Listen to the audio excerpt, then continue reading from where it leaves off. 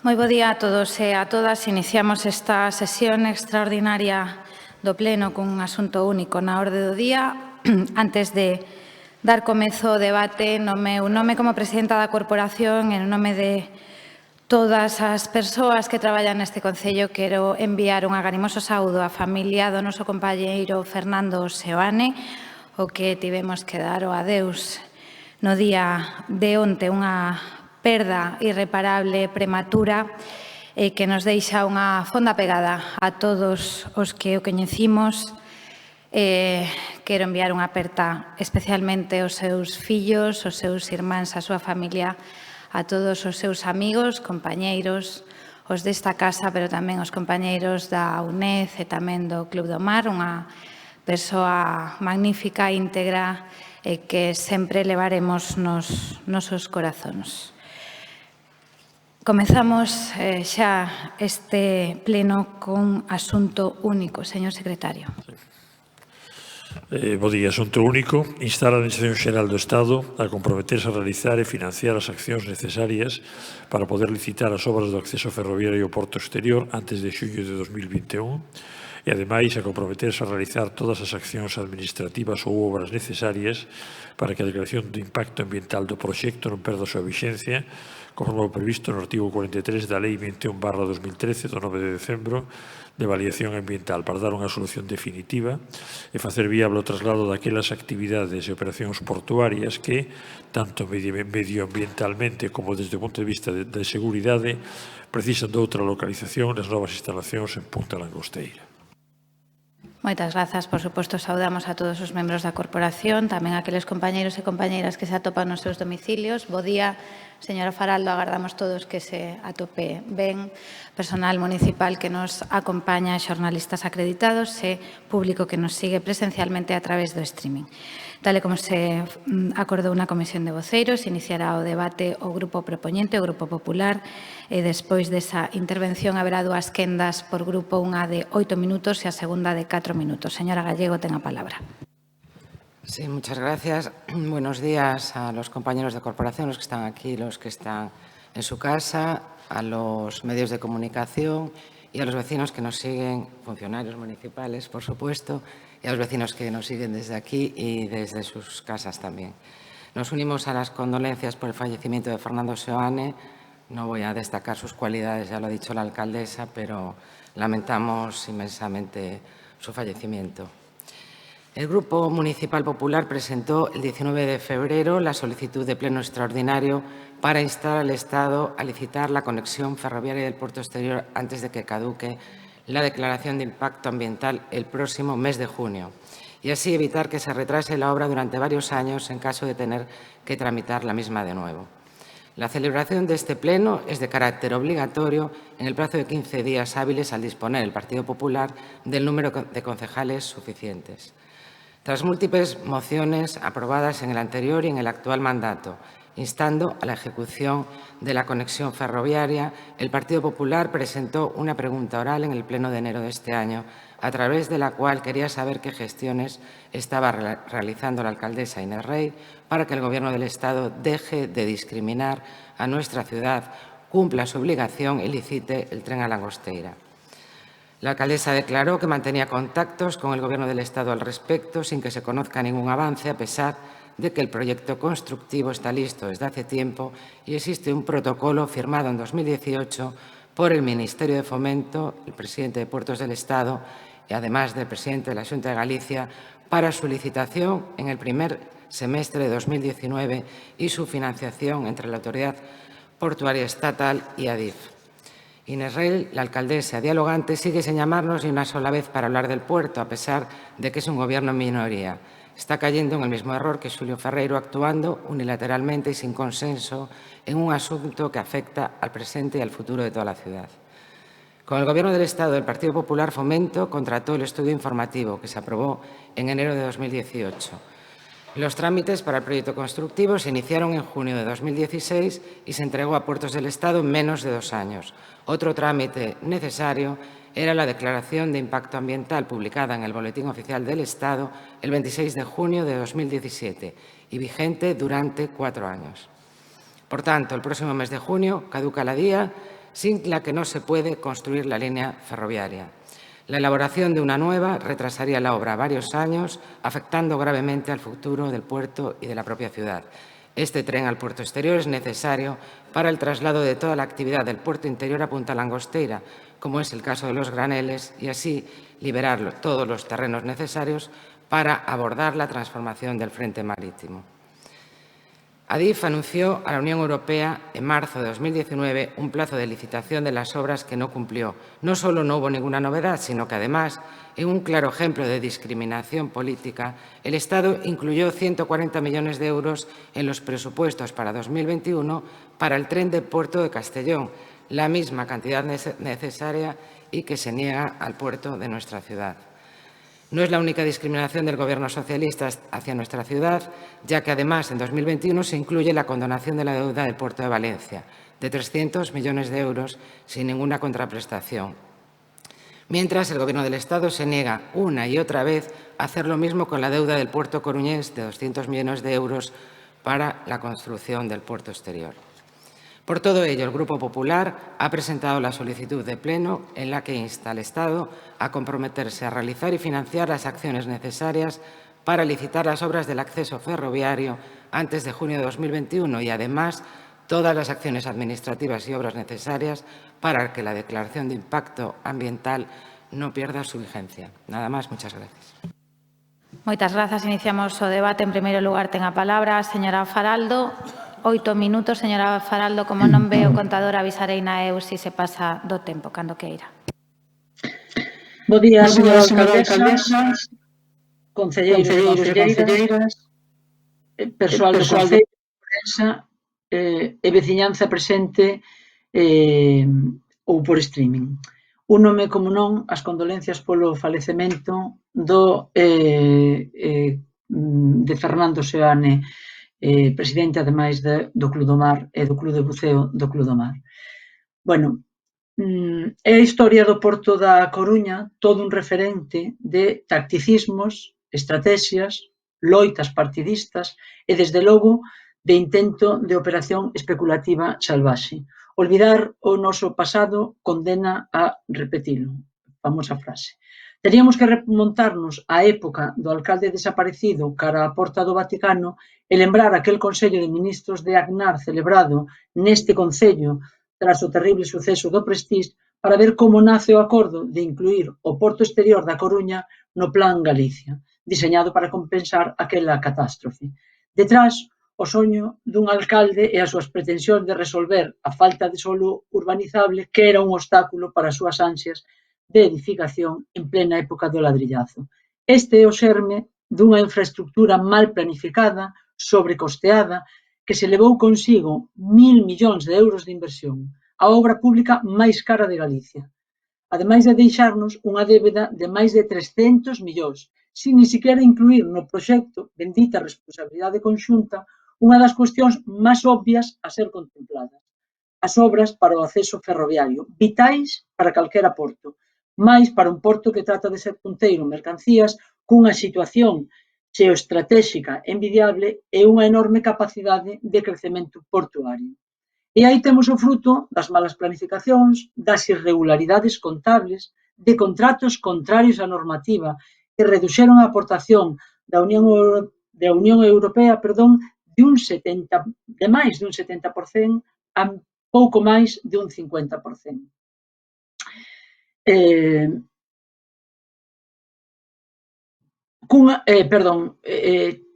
Entre todos aqueles entre todos aqueles errados desembarcos da petroleira mexicana Pemex anunciados pola Xunta a bombo e platillo no 2012. Bueno, un ano despois deixaron enriba da mesa uns convenios que son para tremer, sinalando na zona 1 de Batería e Calvo Sotelo 40.000 metros cuadrados para usos terciarios e hoteleiros e na zona 2 de San Diego 400.000 metros cuadrados para destiño de 4.000 viviendas de luxo. Convén refrescar isto e non perdelo no norte do que estamos a tratar. Toda unha operación urbanística amparada baixo a necesidade de financiar a carísima dársena.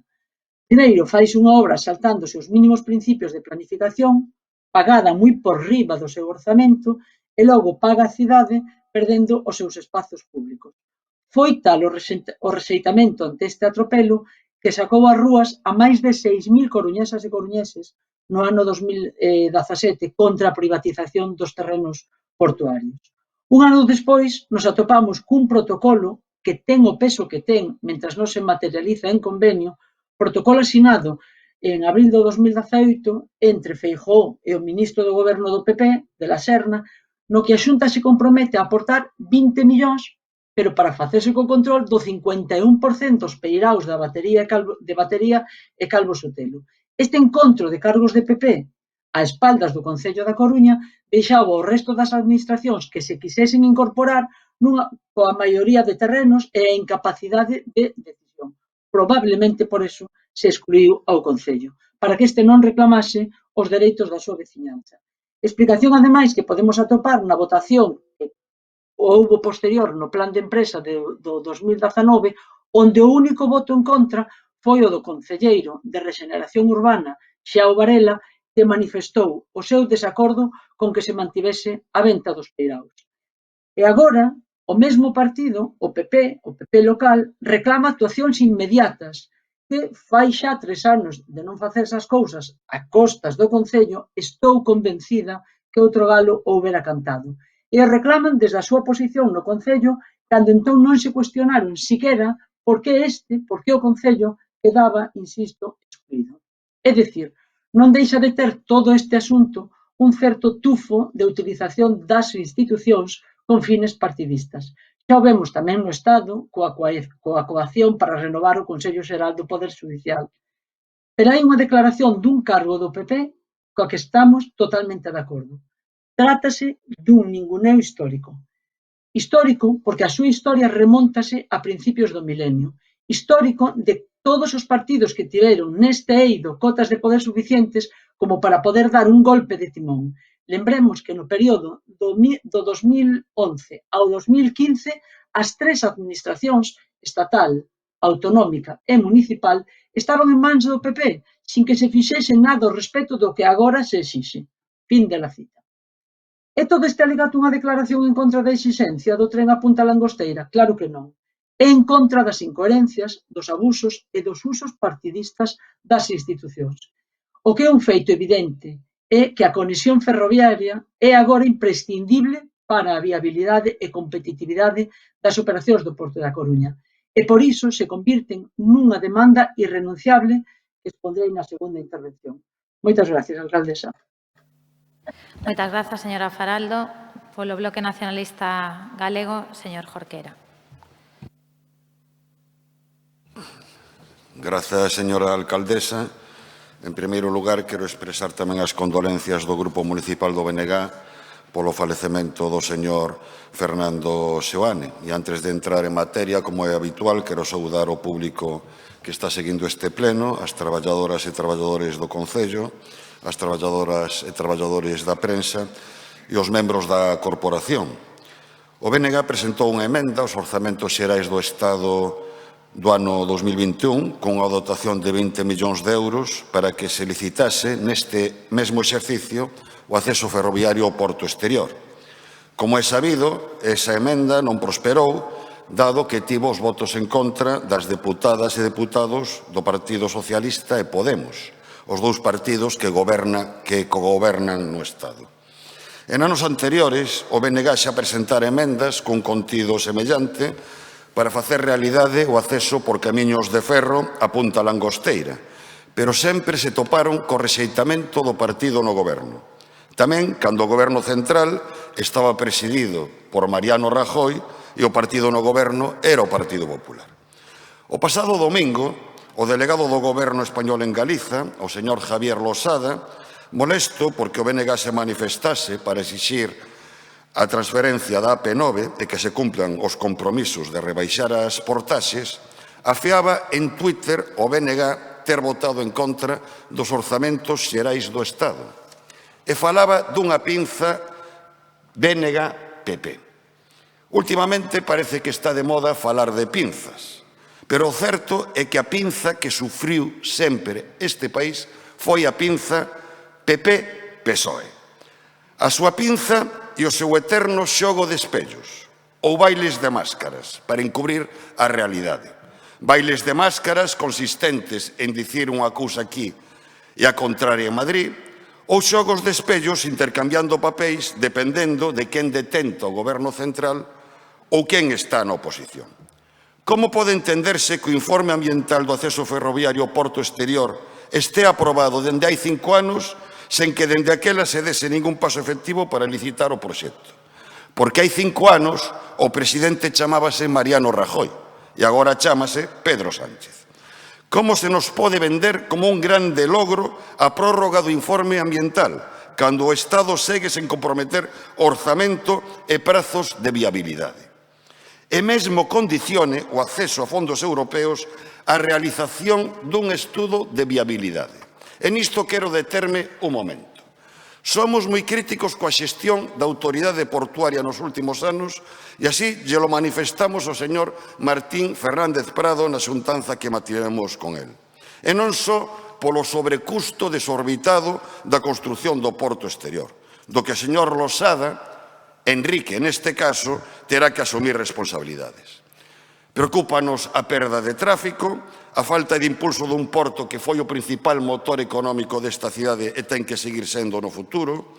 O Porto da Coruña non pode vivir só dos cruceiros, é necesario captar novos tráficos buscando alternativas ao impacto do peche da térmica de Meirama no tráfico do carbón e o descenso do tráfico en hidrocarburos por mor da caída da actividade económica como consecuencia da situación motivada pola COVID, pero por moi críticos que sexamos coa xestión da autoridade portuaria nestes anos, o que é inviável é gastar máis de 1.000 millóns de euros en construir o porto exterior e logo deixalo sin acceso ferroviario. Iso é como construir un Ferrari e logo non querer poñerlle rodas. Porque a decisión de construir o porto exterior da Coruña foi unha decisión de Estado. E o Estado non pode agora ollar para outro lado como se non fose da súa responsabilidade. Señora alcaldesa, a mera celebración da cimeira do Porto parécenos unha boa noticia.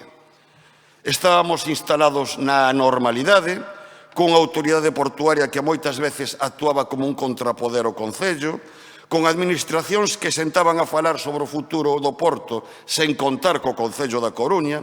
Por iso é positivo que se normalicen relacións e que se recupere o clima de diálogo, pero os acordos acadados son totalmente insustanciais.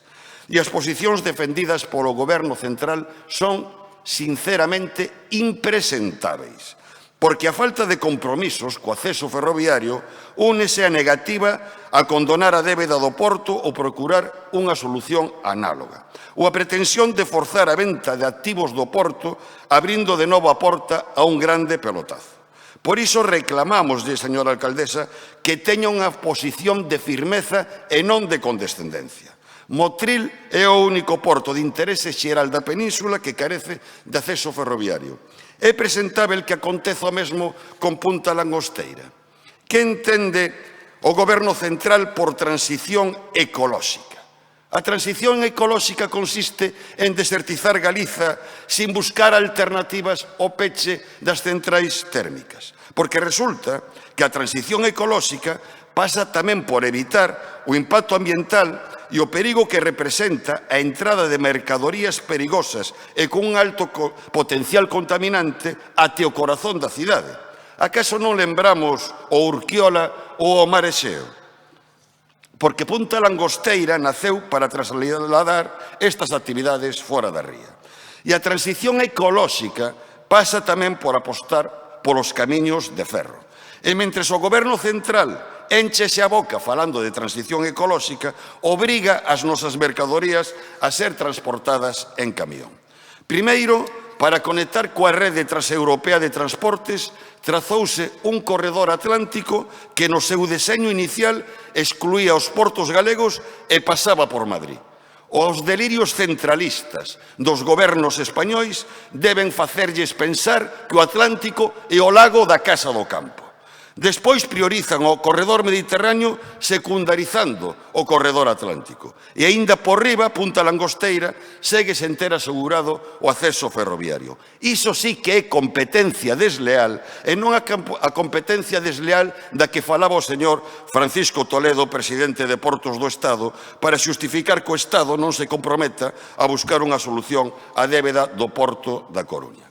No pleno ordinario, que se celebrará mañá, rexistramos unha pregunta oral para que o Goberno municipal responda sobre esta e outras cuestións relacionadas coa cimeira do Porto. Por iso non me vou alongar máis na argumentación. Como dixen ao principio, somos moi críticos co duplo xogo do Partido Popular. Nunca exixiu a condonación da débeda por parte do Goberno Rajoy. Nin demandou daquel goberno que licitase o acceso ferroviario ao porto exterior. E agora, en cambio, é moi exixente. Pero estamos de acordo co que plantexa o Partido Popular na parte resolutiva. Estamos ante unha cuestión de cidade. Estamos ante unha cuestión de país. Unha cuestión chave para o noso futuro. Por iso anuncio que o Grupo Municipal do BNG vai votar a favor do que propón o Grupo Popular na parte resolutiva. Moitas grazas. Moitas grazas, señor Jorquera. Pola Marea Atlántica, señora García. Sí, gracias. Moi bo día a todas as persoas que van seguindo este pleno, dende aquí, dende o salón e tamén polo streaming. Quero, en primeiro lugar, trasladar o pésame da Marea Atlántica tamén á familia de Fernando Seoane, unha persoa moi querida en moitos ámbitos e que nós tamén apreciamos moito. Hoxe sairemos dun pleno extraordinario solicitado polo Partido Popular para falar da conexión ferroviaria a Langosteira, unha vez máis que se formula esta petición. Entraremos na Comisión Informativa Especial do Borde Litoral, convocada pola Marea Atlántica para falar dos resultados do cumio interadministrativo celebrado hai unha semana para falar do futuro dos peiraos interiores. Convoca o PP, convoca a Marea Atlántica e nós nos preguntamos onde está o goberno de Inés Rei. Como pode ser que non convocara o propio goberno unha cuestión tan importante na que se dirime o futuro da cidade e que a 7 días dunha xuntanza histórica pois a oposición aínda non teña máis información que a que se publica na prensa. Onde está a alcaldesa? Entendemos que a estrategia de ir en solitario, como empeza a ser xa habitual nesta corporación, se goberna en solitario, se traen os asuntos tamén a este salón de plenos sen negociar en moitas ocasións, non se conta coa oposición precisamente para elevar demandas importantísimas ao Estado, pois esa estrategia de ir en solitario, de realmente eu creo que aí se esconde unha intención de acaparar o liderado e os focos, non? E as fotos, e que non hai moito máis. Esa estrategia non está dando os seus froitos, non?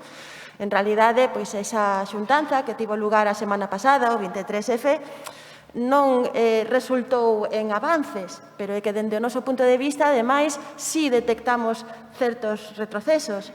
Retrocesos no sentido de que se consolida o escenario de 2004, é dicir, se consolida a intención do Estado de vender terreos portuarios para pagar a débeda e o crédito con puertos del Estado, coa propia Administración, e ao mesmo tempo, quer dizer, algo o nunca visto, non? Que veñan representantes da Administración do Estado, tanto a Administración portuaria como a Administración ferroviaria, aquí a Coruña a botarnos a bronca, que iso é algo que nunca pasara. Entonces, en realidade, en vez de ver avances e en vez de sair con unha folla de ruta, a ver que nos contan na Comisión Informativa a continuación, para ver como se vai abordar a cuestión dos terreos portuarios, o que vemos é un portazo.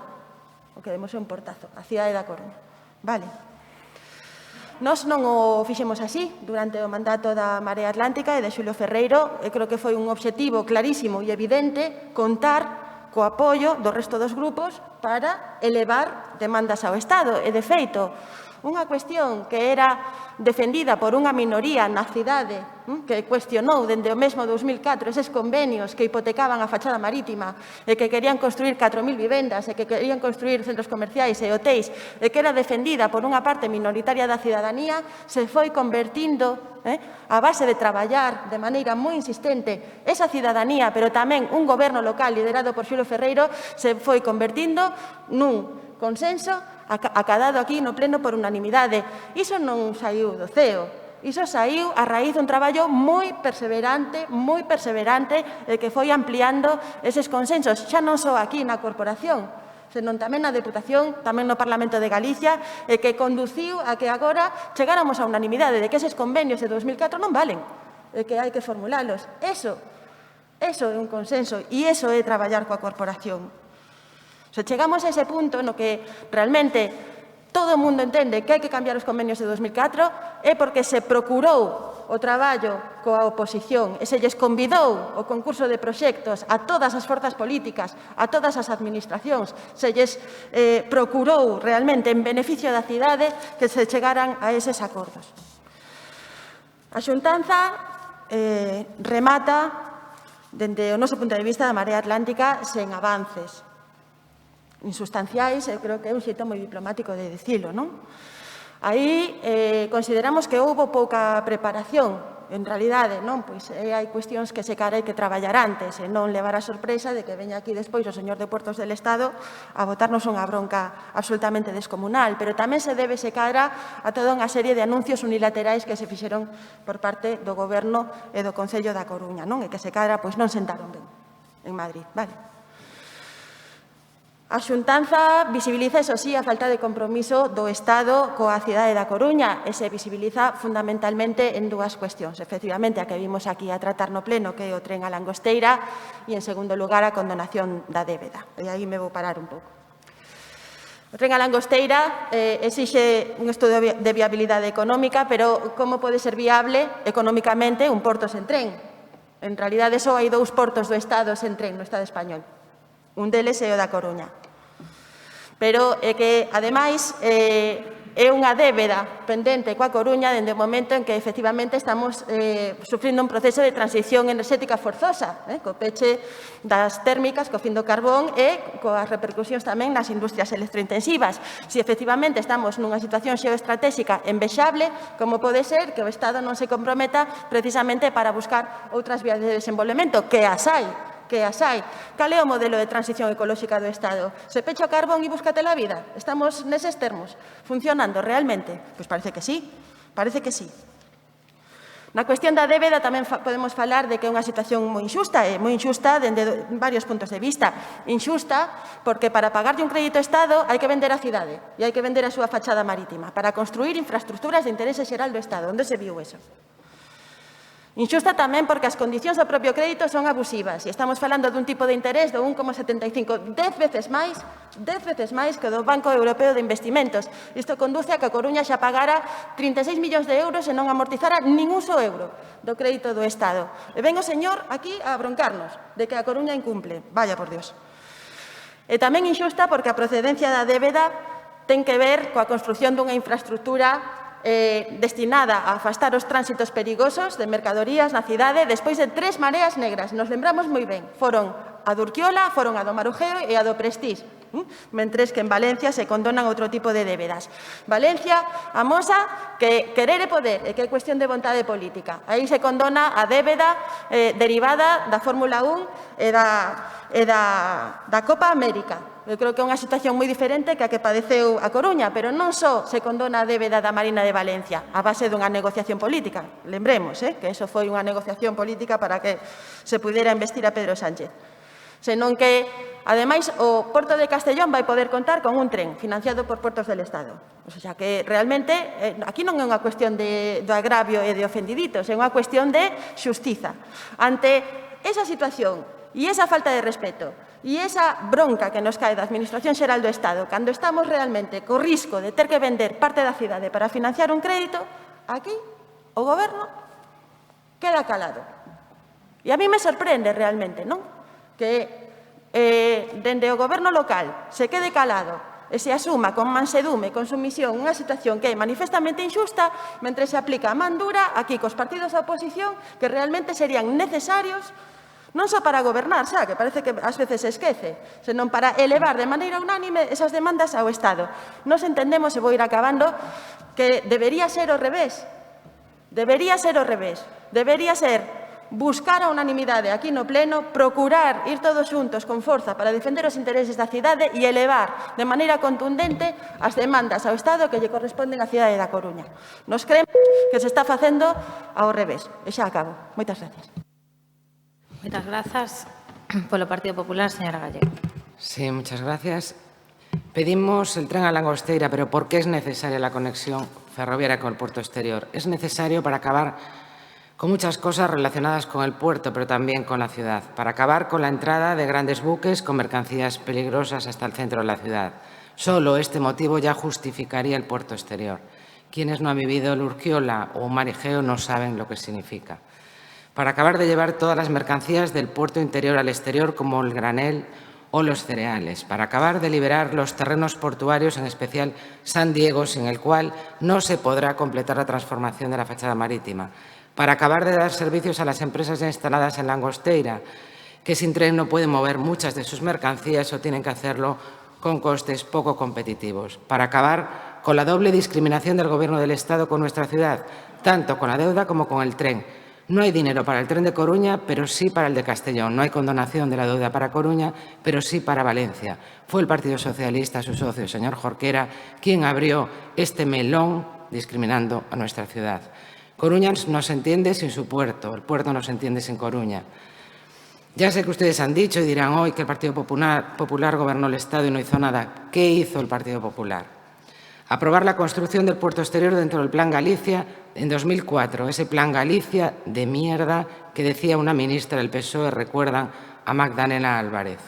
Destinar más de 40 millones de euros anuales para la ejecución de la obra entre 2012 y 2018, contratar el estudio informativo del tren que se aprobó en enero de 2018, entregar el proyecto constructivo finalizado a Puertos del Estado en 2018, que se inició en 2016 y concluyó en menos de 2 años, aprobar la declaración de impacto ambiental y publicarla en el BOE el 26 de junio de 2017 con una vigencia de 4 años. Firmar un protocolo entre el presidente de Puertos del Estado, el Ministerio de Fomento y el presidente de la Xunta en 2018, por el que, además de que el Gobierno autonómico se comprometía a poner 20 millones de euros para blindar la titularidad pública de los terrenos portuarios, se garantizaba la financiación del tren a Langosteira entre Adif y Puertos del Estado y su licitación en el primer semestre de 2019. Por fin se garantizaba la conexión ferroviaria tan deseada. En resumen, en el primer semestre de 2018 había un proyecto constructivo aprobado, una declaración ambiental aprobada, un protocolo que garantizaba la financiación, un compromiso para su licitación en el primer trimestre de 2019. Es decir, todo listo para que el tren arrancase. ¿Qué pasó entonces para que no se construyese la conexión ferroviaria de Langosteira? Que Sánchez fue investido presidente del Gobierno y metió a Galicia en el cajón del olvido para volcarse en el Mediterráneo. Que han convertido en papel mojado el protocolo de 2018 que garantizaba el tren, que decían que no había 140 millones para el tren de Puerto de Coruña, pero en los presupuestos del Estado vemos 140 millones para el de Castellón. Que han nombrado presidente de Puertos de Galicia del Estado a quien fue presidente del puerto de Castellón y se lleva el dinero para su tierra. Que el ministro de Fomento es valenciano y ha condonado los 300 millones de la deuda del puerto de Valencia, justo al lado de Castellón, y se niega a condonar los 200 millones de Coruña. Que dicen que como mucho pueden refinanciarla, veremos los intereses, pero sin condonarla, pero sin perdonar un euro a los coruñeses, mientras que perdonan 300 a los valencianos. Que dejan caducar la declaración de impacto ambiental el próximo mes de junio sin mover un papel para licitar la conexión. Que van a ver si encajan los fondos europeos cuando llevan diciendo esto más de un año y saben que sí. Que ponen en duda la rentabilidad y viabilidad del tren y la del propio puerto, cuando, por ejemplo, el puerto coruñés en 2018 batió su récord de negocio de tráfico de mercancías y ha crecido un 11,5% en el mes de enero de 2021, mientras la mayoría de los puertos españoles bajaron. Desde su entrada en funcionamiento ha movido más de 10 millones de toneladas, generando 583.000 horas de trabajo. Y si hay dudas de su rentabilidad, que no son reales, es porque el Estado cierra Meirama sin alternativa y deja vendidas a las electrointensivas con su desastroso nuevo estatuto y luego lo usa para poner en duda el puerto. Que dicen ahora que hay que vender terrenos para hacer caja, dejando en el aire la titularidad pública de los terrenos portuarios. Es decir, con el PSOE ni tren ni condonación y además abriendo la posibilidad de vender los terrenos. Por si esto fuera poco, nos encontramos con una alcaldesa que monta una reunión que califica como histórica. ¿Fue histórica la reunión del día 23? Sí. Fue un fracaso histórico porque el puerto salió de la reunión con la misma deuda y sin el mismo tren que cuando entró, ahogando su situación financiera y no permitiendo la liberación de todos los terrenos. Fue un fracaso histórico porque el Estado salió de la reunión con la misma discriminación hacia Coruña que cuando entró, al negarse a condonar la deuda y hacerlo en Valencia y negarse a licitar el tren y hacerlo en Castellón. Fue un fracaso histórico porque la ciudad salió de la reunión con el mismo desprecio de Sánchez que cuando entró, que no destina ni un euro a Coruña e Inés Rey, la alcaldesa, calla, consiente y presume de foto en lugar de poner el interés de los coruñeses por delante. Fue la única que ganó algo en la reunión, la alcaldesa, porque salió con más fotos para su colección de fotos, maquetas y anuncios vacíos de contenido, como hasta la de la escultura de la sardina de 53.000 euros en plena pandemia, más de lo que se destina a la cocina económica o al Banco de Alimentos. Una vez más se demuestra que para el Gobierno socialista del Estado, A Coruña ni existe ni tiene interés en que exista porque nos ahoga por tierra, mar y aire.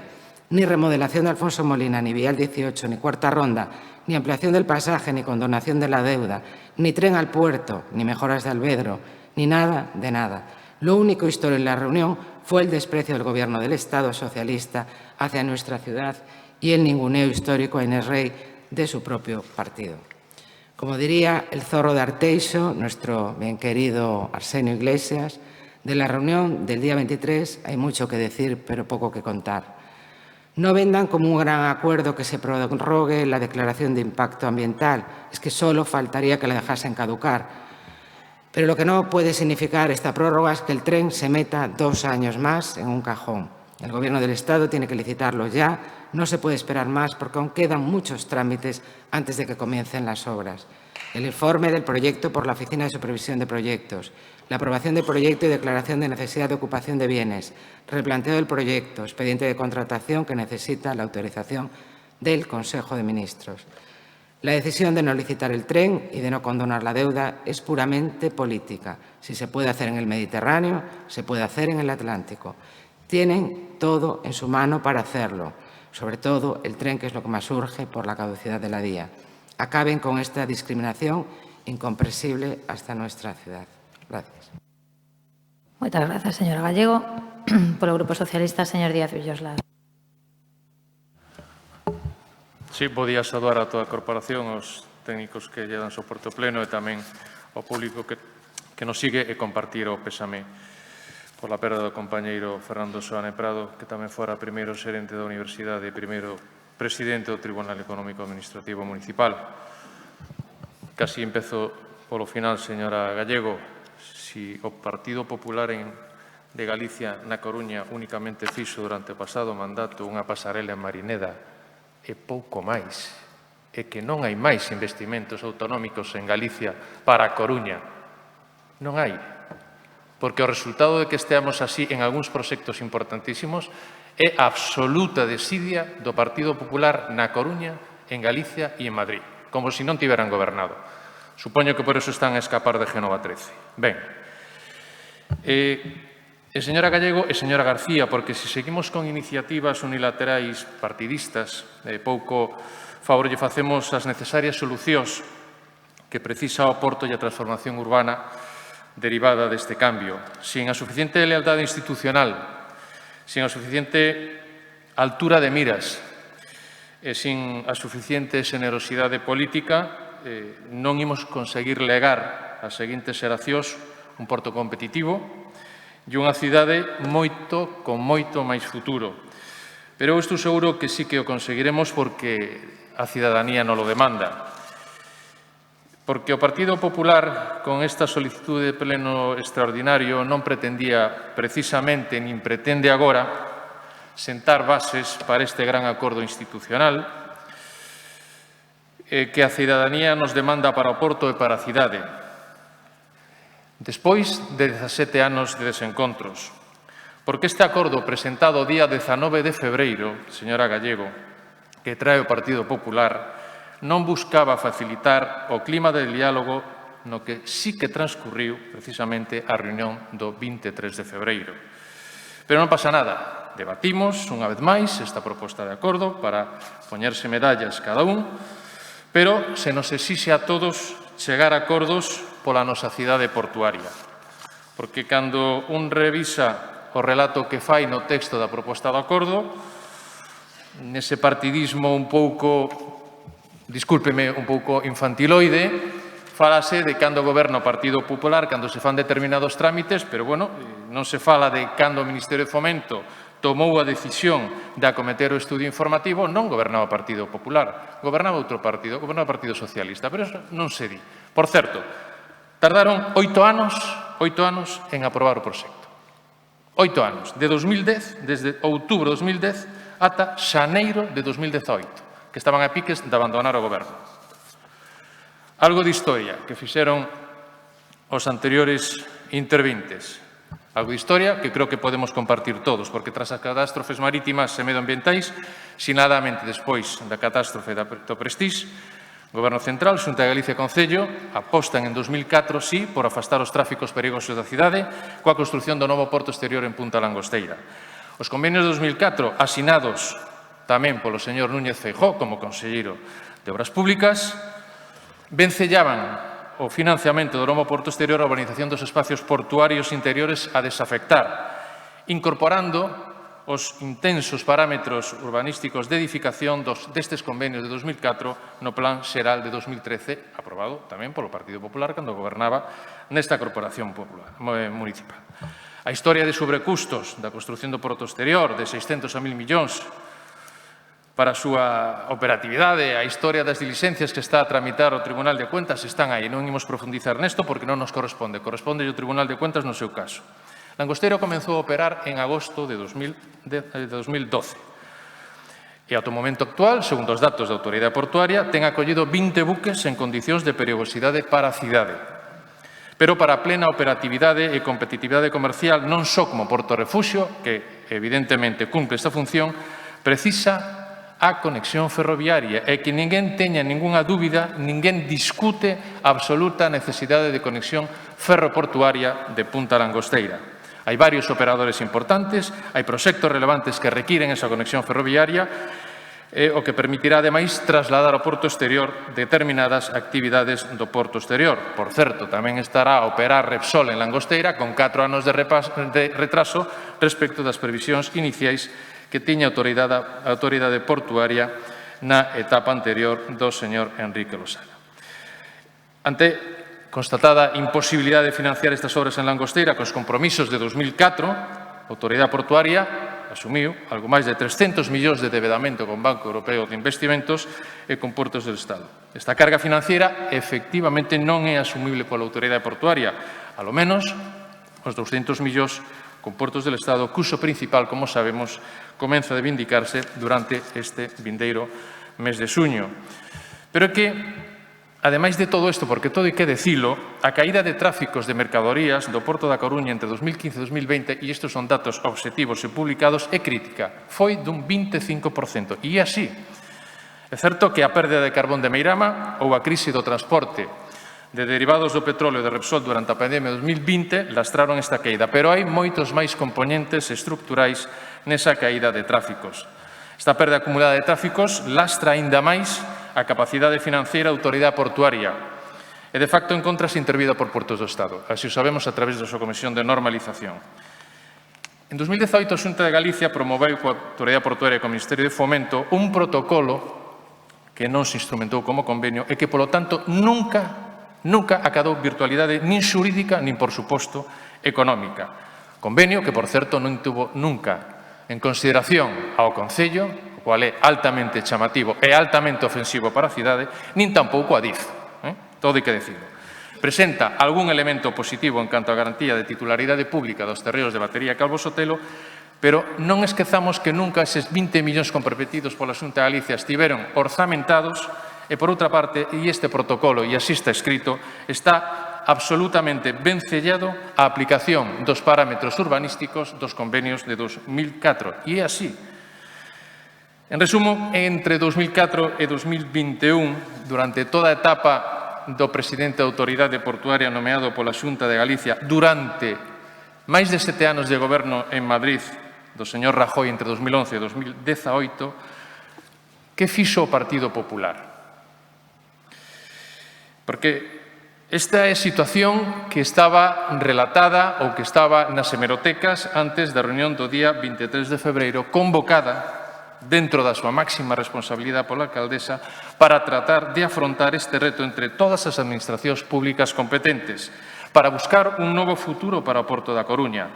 Tamén, e dunha forma principal, para trazar un novo futuro para a cidade nos ámbitos portuarios interiores que se foran desafectando. Que fixo, polo tanto, os gobernos do Partido Popular na Coruña, na Xunta de Galicia e, como digo, durante eses 7 anos de mandato de Rajoy en Madrid para solucionar os problemas da débeda da Autoridade Portuaria ou para seguir tramitando a conexión ferroviaria de Punta Langosteira? Por certo, que foi daquela promesa da instalación de Pemex en Punta Langosteira? Que está reivindicando o Partido Popular de compromisos incumplidos sistemáticamente co Porto Exterior da Coruña? Pedir agora unha condonación e unha inmediata licitación de ferrocarril a unha data exacta é pura retórica. É pura retórica política para titulares preestablecidos, cando saben que non é viable sen ter feito o traballo con anterioridade. Que fixo o Goberno Municipal da Marea Atlántica durante o seu mandato, señora García? E vou rematando, señora alcaldesa. Ser ningunidade absolutamente nos protocolos de 2018 e montar concursos de idea interesantes, pero certamente inoperantes. Podemos falar, a continuación, dos resultados do cumio, como se suele chamar, do día 23 de febreiro pasado e profundizar nalgún destes aspectos. Pero este é o relato que está nas hemerotecas frente a relatos interesados da señora Gallego ou da señora García. Gracias. Moitas grazas, señor Díaz Villoslada. Última quenda, señora Faraldo, 4 minutos. Gracias, señora alcaldesa. Decía o señor Laje á prensa recentemente que este ia ser un camiño tortuoso. Efectivamente. E iso delata, basicamente, falta de vontade política. Porque con boa vontade política o camiño non sería de rosas, pero tampouco sería ese drama que delata esa frase. Así que toca facer todo o que está nas nosas mans, sen reparos, sen pudores e sin outros intereses que non sexan os da cidade. Lonxe de todos os erros cometidos no pasado, que expuxen na primeira intervención, a meu entender, o que é unha evidencia é que o porto sin tren non é un porto operativo, condeando máis aínda a súa ruína, xa comenzada tras unha década de funcionamento no que está infrautilizada a obra pública que a condea a languidecer en lugar de fomentar as súas potencialidades. As conexións ferroviarias e, nomeadamente, as ferroportuarias son recoñecidas como as mellores urxencias para posicionar internacionalmente xa non a Coruña, a Galicia, nas cadeas globales de movimento de mercancías. Non podemos quedar atrás. Toca traccionar ao Ministerio de Fomento e que é mellor que o goberno local pois xogan baixo a mesma bandeira. Toca buscar solucións incluso máis alá dos Pirineos, nos fondos europeos. Desde logo, non seremos desde Podemos sospeitosos de non poñer toda a carne no asador, tensionando todo o que está na nosa man e, por exemplo, a enorme labor da ministra de Traballo, as nosas presións nos temas de vivenda, deslizamentos, de regular os precios de alquiler, etc. Pero dentro dos equilibrios do goberno. Señor Jorquera, ustedes non presentaron unhas emendas parciales. Primeiro presentaron unha emenda á totalidade nuns orzamentos volcados precisamente nun momento de crise sanitaria e social. Eso os deixou fora da negociación. Uns orzamentos aprobados, ademais, por outra parte, pola maioría absoluta do Congreso, para despois vir con unhas emendas parciales que, como pouco, falan máis de escaparate, de non facer os deberes previos e de vir logo con tarefas parciales. En fin, dito todo isto, e a pesar de sentir que pódase facer de novo unha utilización perversa do noso voto, como xa se fixo co tema do hospital, en canto a realizar as accións necesarias para poder licitar as obras do acceso ferroviario ao Porto Exterior, O noso voto non pode ser de outro xeito que votar a favor. Graciñas, alcaldesa. Moitas grazas polo Bloque Nacionalista Galego, señor Jorque. Moitas grazas, señora alcaldesa. A señora Rosa Gallego aludiu directamente a min para replicar o que dixen de que o Partido Popular esquenceuse de reivindicar a solución á débeda do Porto da Coruña mentras gobernaba en Madrid, e lembrase agora, o que dixo textualmente foi que foi o Partido Socialista quen abriu ese melón, e por iso agora se reivindica a condonación da débeda do Porto Exterior. Señora Gallego, sabe por que se abriu ese melón?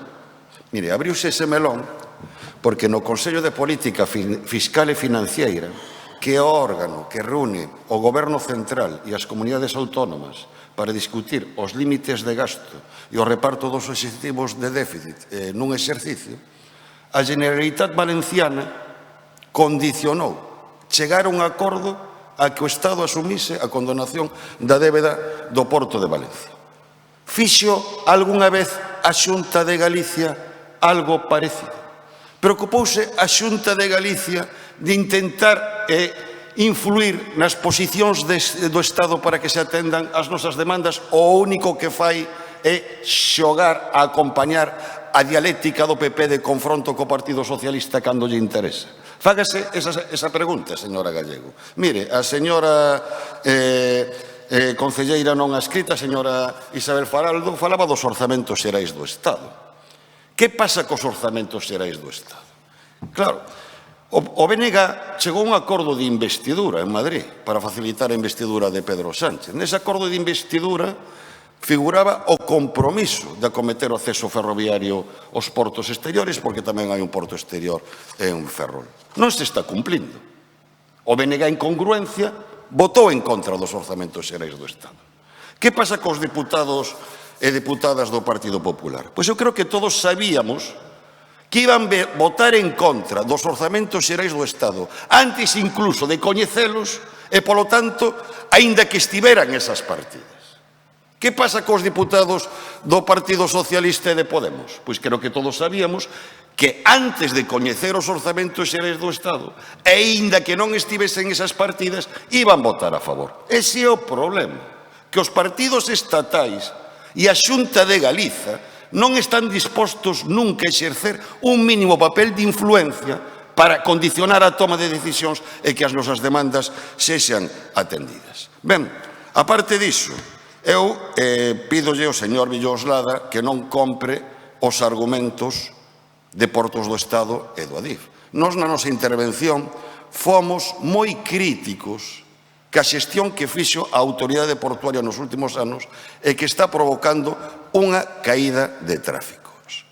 Pero sabe vostede que as infraestructuras non se fan só para atender a demandas preexistentes.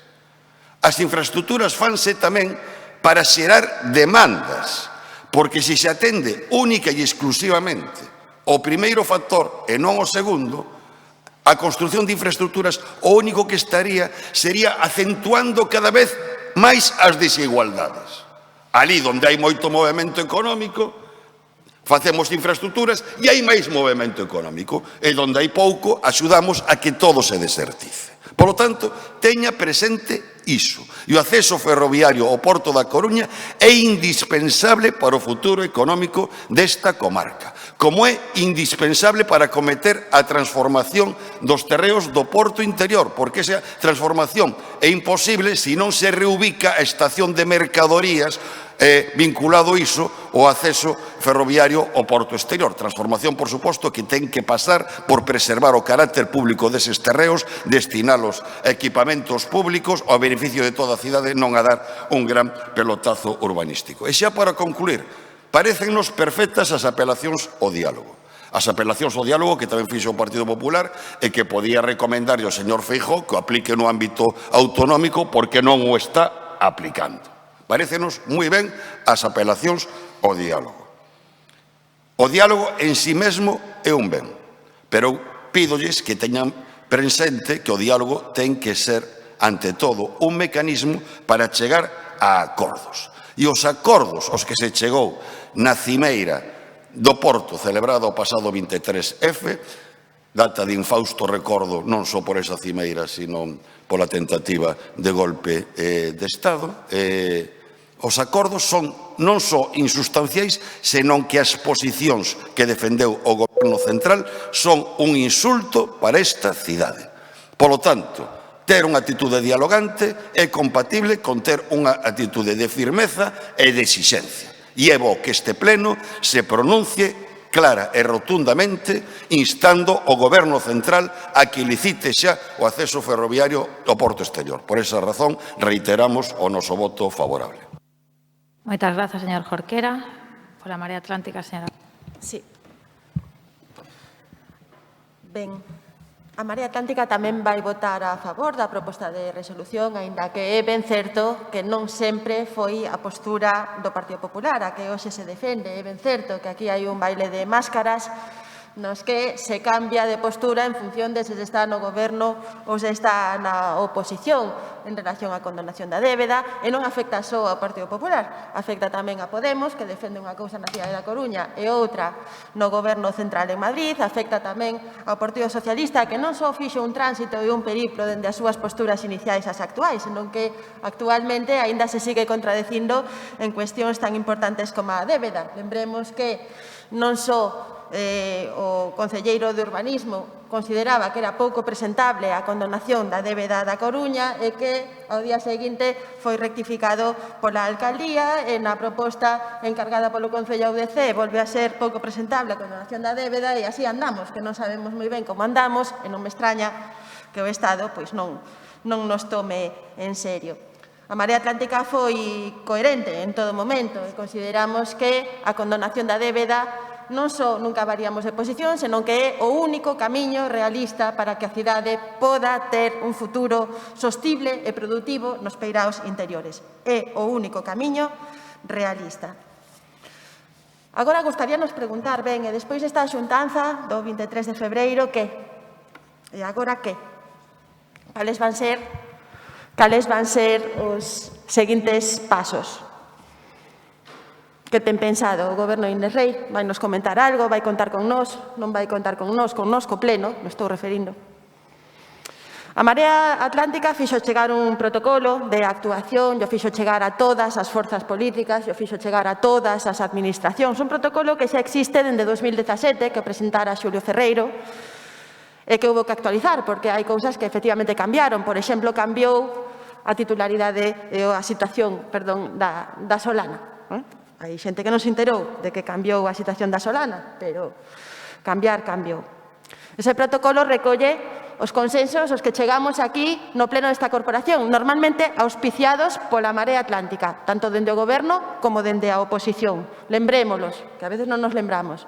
Condonación da débeda, tren a Langosteira, titularidade pública e control público dos terreos, ente público interadministrativo, usos produtivos e limpos nos peiraos interiores, a pesca, non só a pesca, as economías do mar. Os terreos que vayan caendo en desuso, utilizalos para mellorar a cidade, mobilidade sostible, equipamentos públicos, espazos libres, espazos verdes e, sobre todo, transparencia e participación cidadá, que vaya máis alá de encher un formulario nunha web, a poder ser. Que lles pareceu o protocolo? Miraron, non? Teñen algunha opinión ao respecto? Vannos dicir algo? Falouse dese protocolo na xuntanza?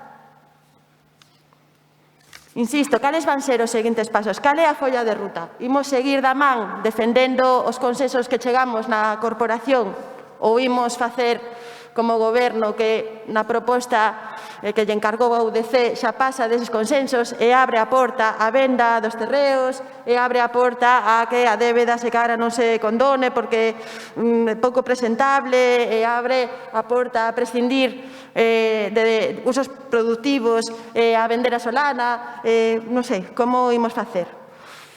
A sensación un pouco que temos é que non só non funciona esa liña directa de Partido Socialista na Coruña, Partido Socialista en Madrid, que se nos prometeu durante as eleccións, que nos sempre dixemos que, bueno, que era tremendo decir eso. Non só non funciona, senón que a Coruña está padecendo as tensións internas do Partido Socialista. Non se entende xa non só a falta de avances, senón incluso esa belixerancia e esa falta de respeto entre compañeiros da mesma cor política de diferentes administracións. É absolutamente brutal. Xulio Ferreiro non tería permitido ese insulto á cidade, quedando calado despois. O que sí lle podo dicir é que para defender os intereses da cidade vai poder contar coa Marea Atlántica. Aquí estamos unha vez máis, tendendo a man e traendo iniciativas constantemente, non? En relación a eses consensos que xa se artellaron e que deberían estar consolidados. Queremos convidar, señora Rei, a que cambie de estrategia, a que busque apoios aquí no Pleno, que os ten, para defender a cidade sempre os vai ter. Estamos ante un momento clave no que se dirime o futuro non só do porto, senón da cidade e da fachada marítima e do seu potencial tractor produtivo e das súas vías de desenvolvemento económico. Vou ir acabando. Da posibilidade de mellorar a Coruña, de mellorar a cidade, de facela máis habitable, de facela máis sostible, de mellorar os barrios, de que os barrios abracen o mar. É unha oportunidade moi importante. Non vaya en solitario aos sitios. Conte cos apoios que ten aquí na corporación, que os vai ter, pero respetando os consensos aos que chegamos aquí. E con isto acabo. Nada máis, moitas gracias. Moitas grazas, señora García. Señora Gallego, por el Partido Popular. Sí, muchas gracias. Señora Faraldo, su partido Podemos forma parte del Gobierno del Estado. Hagan fuerza para acabar con esta discriminación. No actúen como si pasasen por aquí. Están gobernando en España, les han montado follones a sus socios socialistas con menos motivo de lo que estamos hablando hoy. Hagan algo porque son cómplices también de esta discriminación desde el Gobierno y aprobando unos presupuestos generales del Estado para 2021 que son una desgracia para Coruña y para Galicia.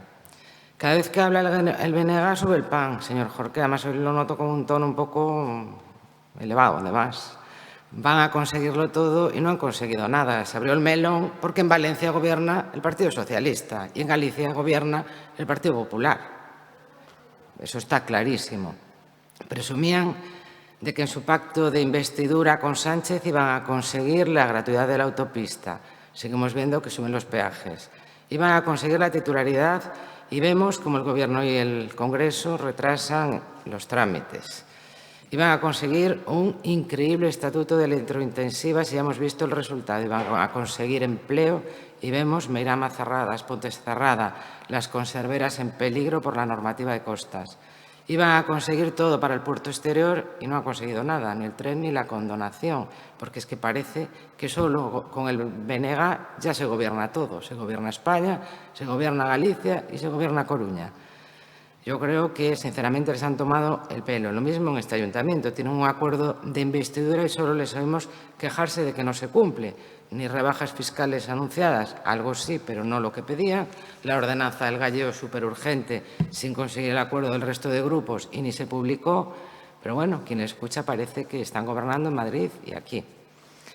Y si la Marea no se hubiese enfrentado con todas las administraciones, pues igual no se hubiesen ido mejor las cosas. Con la Xunta, con el Estado, con el puerto, con todo, y así nos avanza en proyectos de ciudad. Porque el puerto es Coruña, Coruña es el puerto y la deuda y el tren son una cuestión de la ciudad. El problema es que tenemos una alcaldesa a la que le pone freno y una zancadilla, yo creo, su partido. No sé si por el apoyo a Susana Díaz en las primarias del PSOE, por cesar a la secretaria de la agrupación local o porque está enfrentada al líder autonómico. Lo cierto es que esto está saliendo caro a la ciudad. Por estos y otros motivos, el PSOE nacional castiga a la ciudad. Yo creo que el Partido Socialista coruñés no cuenta para Madrid. Por otro lado, la alcaldesa dialogante sigue sin llamarnos ni una sola vez, ya se ha dicho aquí, después de 2 años para hablar de ningún tema, ni para hablar del puerto, a pesar de que es un gobierno que está en minoría. Está cayendo en el mismo error que cometió Xulio Ferreiro actuando unilateralmente y sin consenso en un asunto como el puerto que afecta al presente y al futuro de toda la ciudad, no solo a esta corporación, y menos solamente al Gobierno.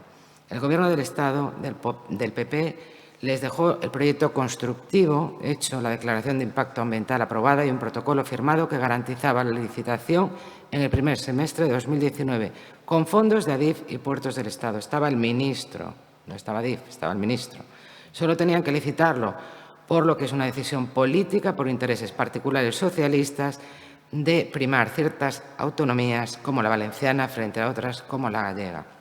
Aún así, al tratarse de un asunto de ciudad, estamos de su lado, como hicimos en el pleno solicitado por el PP que se celebró el 13 de marzo de 2021, queremos facilitar un acuerdo plenario por unanimidad para que vayan a hablar con Ábalos, que además de ministro de Fomento es el secretario de organización de su partido, con toda la fuerza que le dé un acuerdo de toda la corporación. Uno más, es necesario licitar ya el tren con o sin prórroga de la DIA, porque vamos con retraso y mientras no haya conexión ferroviaria no se podrán liberar los terrenos del puerto interior. Europa apuesta claramente por mover las mercancías por logística ferroviaria vinculada a los puertos. La Xunta ya ha dado ejemplo. Es la única administración que ha puesto por escrito y con la firma de su presidente un compromiso de blindar la titularidad pública y 20 millones de euros. Entiendo el malestar, señor Villoslada, después de una reunión del 23F en la que eligieron mal la fecha, que quiere hacer oposición a la Xunta y que quiere hablar del pasado porque no tienen nada que decir del futuro. No se ha llegado a ningún acuerdo. El Estado no solo nos discrimina, sino que en la reunión del 23F nos ha agraviado aún más con unas declaraciones fuera de lugar del presidente de Puertos del Estado y del secretario de Infraestructuras, con un ayuntamiento que presume de foto y mira para otro lado. Señor Villoslada, no es retórica decir que se deje de discriminar a la ciudad.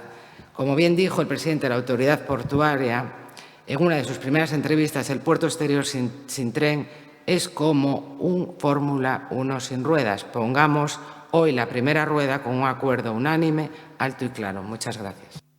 Moitas grazas, señor Díaz Villoslada, para pechar o debate.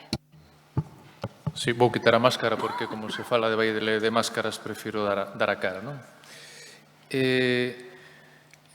Que vaya por diante, nos imos apoiar esta proposta de acordo. Por suposto, quero dicir, esa unanimidade desta corporación se mantén.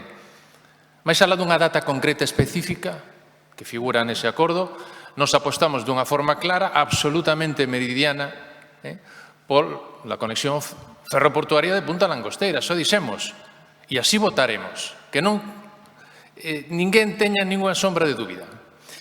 Mais alá dunha data máis concreta ou non en función dun trámite de licitación que vostede, señora Gallego, coñece perfectamente.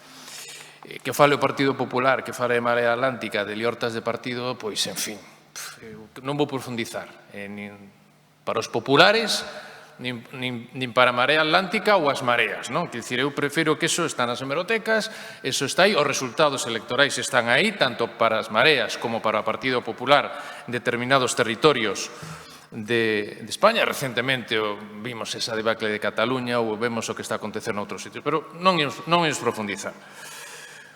Señora García, vostedes falan do, vou non chamar así, enténdame ben, do mantra da condonación, pero se vostedes no propio protocolo que acaban de enviar hai uns días falan de condonación ou de outras fórmulas de axudas equivalentes. Pero canto mantra estamos utilizando neste pleno? Está aquí, está escrito. Condonación ou outras fórmulas equivalentes que estamos a traballar para darlle solucións financieras. Señor Jorquera, efectivamente, e non compramos os argumentos, nin compramos nin vendemos os argumentos do Porto do Estado. Hai uns datos obxectivos sobre tráficos que están publicados para todo o mundo que poda ver como está evolucionando o tráfico de mercadorías de todo o sistema portuario no noso país. Están os datos da Coruña e os datos de Ferrol. Vexamos tamén porque Ferrol tamén perde carbón, pero non ten tanta caída de tráficos. Algo pasa. Tamén pasa algo que na estrutura das tarifas portuarias da Coruña está pesando a débeda. É certo, por iso hai que levantar a débeda da carga financiera e da débeda portuaria para que sexa máis competitiva. E digo que non compramos porque estamos absolutamente convencidos da necesidade de que hai unha serie de infraestructuras que teñen que ser incorporadas polo Estado, porque efectivamente foi o Estado o que tomou unha decisión de levar adiante Punta Langosteira. Por iso que a alcaldesa e todo o goberno municipal e todo o Partido Socialista está claramente a favor da conexión portuaria, a favor da solución financiera da autoridade portuaria e, sobre todo, a favor de buscar un gran acordo cidadán, político e institucional pola transformación da cidade nos novos espacios portuarios. Que había antes da reunión do 23 de febreiro da semana pasada? Un deserto de decisións. Non había decisións sobre estes 3 puntos. Non había ningunha. Que se decidiu ese día? O que se empezou a decidir ese día? Porque se pensamos que nunha reunión de 2 horas e media vanse resolver todas estas cuestións que levan 17 anos coleando, seríamos uns ilusos. Ese día, en primeiro lugar, baixo a máxima responsabilidade da alcaldesa da Coruña, se sentaron por primeira vez todas as administracións públicas con responsabilidades na cuestión, con responsabilidades ante os cidadáns, ante as empresas do sector e, polo tanto, con responsabilidades ante o noso futuro, porque neste tema todos temos deberes, tamén a autoridade portuaria, que hai que decirlo. Até ese momento só asistimos a desencontros ou simplemente a un deixar facer que xa virán outros que saquen as castañas do lume, non?